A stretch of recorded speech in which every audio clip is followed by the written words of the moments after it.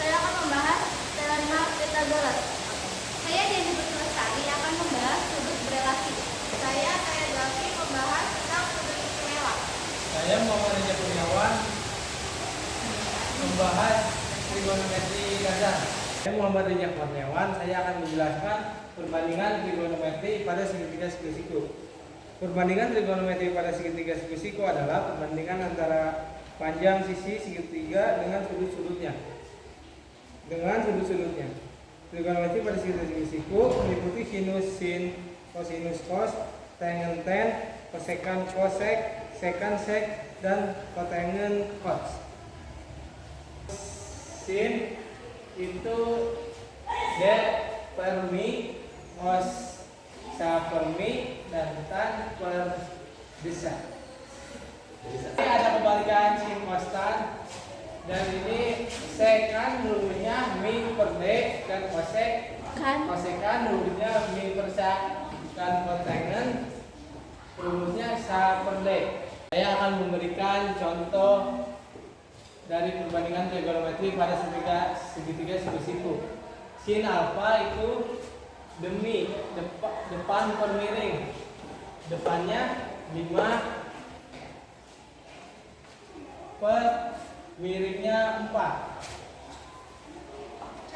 Cos sami, cos alfa itu samping per miring, sampingnya 2 per miringnya 4. Jadi saya Trisakti Rahayu akan menjelaskan teorema Pythagoras. Sebelumnya, teorema Pythagoras yaitu rumus matematika yang berfungsi untuk menentukan sisi dari segitiga siku-siku. Adapun rumusnya teorema Pythagoras yaitu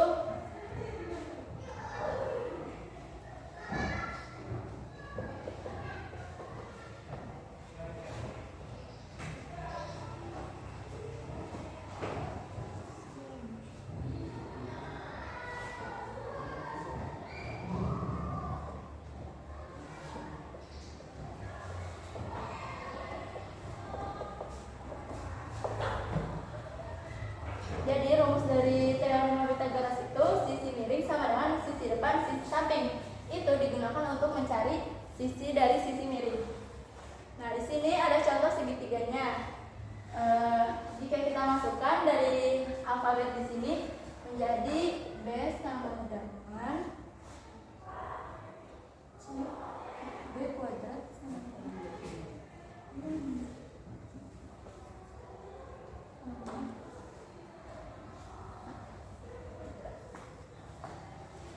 Jadi, maaf teman-teman, kesalahan. Seharusnya yang rumusnya yang benar yaitu sisi miring kuadrat sama dengan sisi depan kuadrat ditambah sisi samping kuadrat. Jika dimasukkan dari contoh segitiga di sini, jadi B kuadrat sama dengan C kuadrat ditambah A kuadrat. Itu untuk mencari sisi miring dari segitiga siku-siku ini. Jika mencarinya yang lain lagi, cari sisi depan, kita tetap menggunakan sisi miring di depannya. Contohnya B kuadrat sama dengan kurang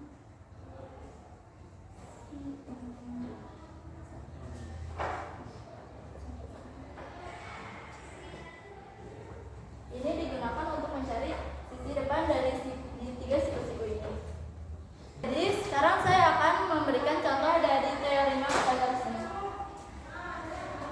Ketika ada segitiga siku-siku yang belum diketahui sisi miringnya yaitu X, kita bisa menggunakan rumus yang tadi untuk menyelesaikannya. Jadi X kuadrat sama dengan 4 kuadrat ditambah 3 kuadrat. X kuadrat sama dengan 4 kuadrat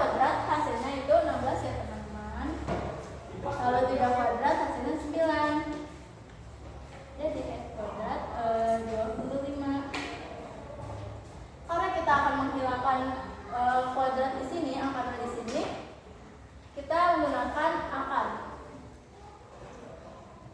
Jadi akar x kuadrat dibagi sama dengan akar 25. Lalu setelah itu kita sudah bisa menghilangkan akar 2 di sini.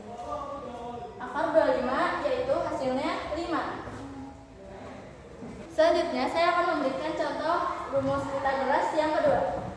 Jika ada segitiga siku-siku yang belum diketahui sisi depannya, kita bisa juga menggunakan teorema Pythagoras ini dengan cara memasukkan angka-angka yang sudah diketahui ke rumusnya. Karena pertama itu yang diutamakan sisi miring, kita masukkan sisi miringnya 5 kuadrat. Terus sama dengan 5 kuadrat sama dengan x kuadrat dikurangi 4 kuadrat. Lalu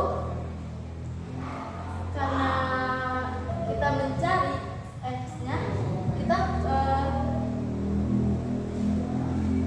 pindah ruas. Jadi 5 kuadrat dikurangi 4 kuadrat sama dengan x kuadrat.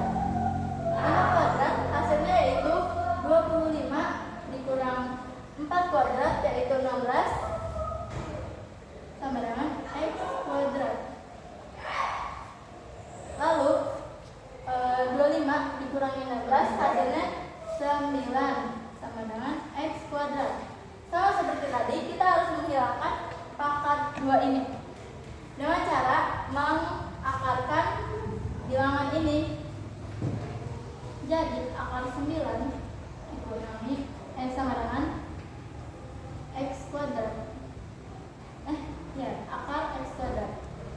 Akar 9 hasilnya yaitu 3. Dan karena ini sudah diakarkan menjadi x saja. Jadi hasil dari penghitungan ini hasilnya 3. Jadi saya akan menjelaskan tentang tabel sudut istimewa. Sudut tabel istimewa itu angkanya ada 5, ada 0, 30, 45, 60, dan 90. Sin dari 0 derajat itu 0, sin dari 30 derajat itu setengah, sin dari 45 derajat itu setengah akar 2, terus sin dari 60 derajat itu setengah akar 3, sin dari 90 derajat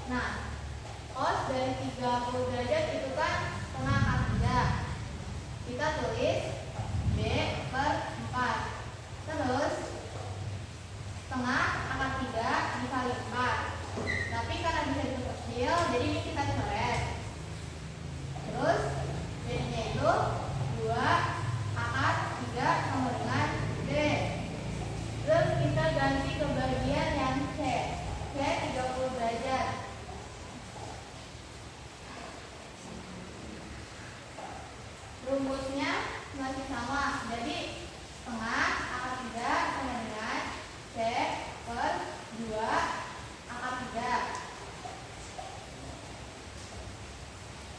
Setengah akar 3 dikali 2 akar 3. Di sini dikali jadinya akar 9. Ini 2-nya kita coret sama dengan 3. Saya Nuragi Rayu, saya akan menjelaskan materi satuan radian. Jadi, pertama-tama saya akan menggambarkan lingkaran. Jika satu putaran itu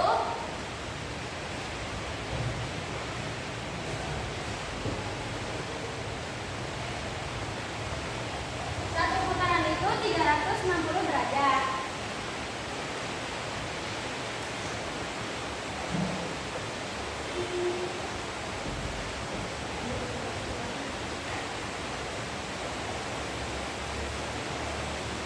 Jika setengah putaran itu 180 derajat.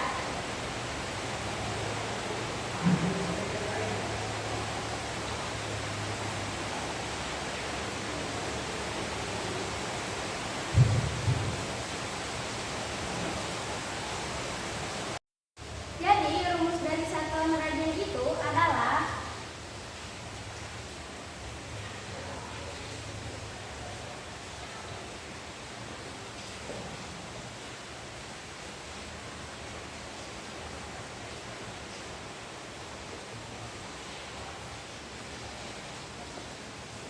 X sama dengan A dikali Pi radian per 180. Oke, halo teman-teman, saya Diani. Di sini saya akan menjelaskan materi tentang sudut relasi. Dan di sini juga saya sudah menggambarkan garisnya ya. Ini dari sini sampai ke sini itu dia masuknya garis X, ya kan? Dia garis X. Sedangkan yang lurus ke atas ini itu namanya garis Y. Di sini 0 derajat. Di sini dari sini sampai ke atas sini itu 90 derajat. Lalu dari sini sampai ke sini, dari sini sampai ke setengah putaran itu 180 derajat. Lanjut dari sini sampai ke 180 sampai ke sini itu 170 derajat. Dan kalau misalkan satu putaran full itu dia bernilai 360 derajat. Di sini kuadran 1 ya teman-teman. Di sini kuadran 1 ya teman-teman.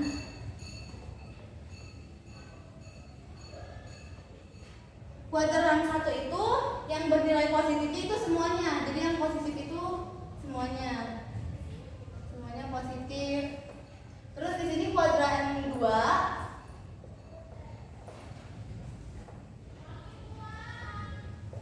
dan yang bernilai positif yaitu sinnya itu bernilai positif. Jadi selain dari sin itu dia nilainya negatif semua ya. Dan lanjut ke kuadran 3.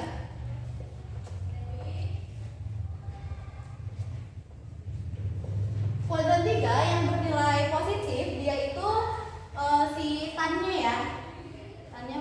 Tannya bernilai positif. Yang terakhir itu ada kuadran 4. Kuadran 4 yang bernilai positif itu cosnya. Jadi selain dari cos itu dia nilainya negatif semua. Oke, di sini saya akan memberikan contoh tentang sudut berelasi ya.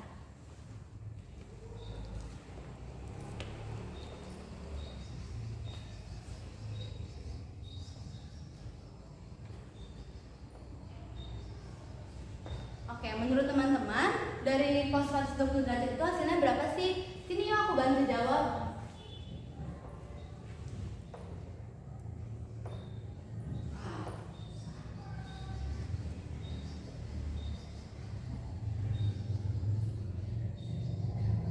Oke, jadi kan 120 yang mendekati 120 derajat itu kan dia ada di kuadran 2 ya, yang hasilnya itu 180 derajat. Jadi kita tulis 180 derajat. Terus dari 180 derajat itu pengurangan berapa yang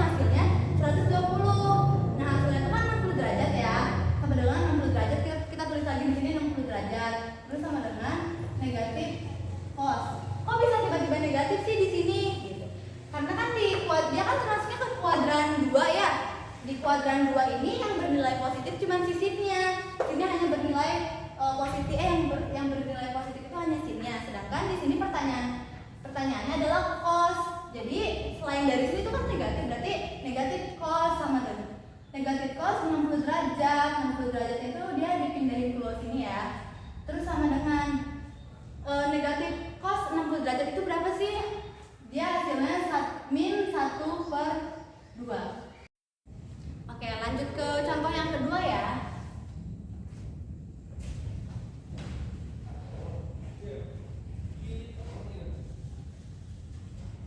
Kalau menurut teman-teman, cos 225 derajat itu berapa sih?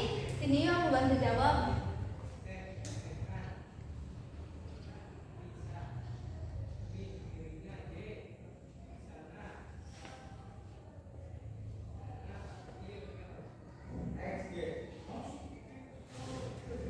Oke, jadi si 225 ini mendekati ke kuadran 3 yang ini kuadran 3 dia dekatnya ke 180 derajat. Jadi kita tulis di sini 180 derajat.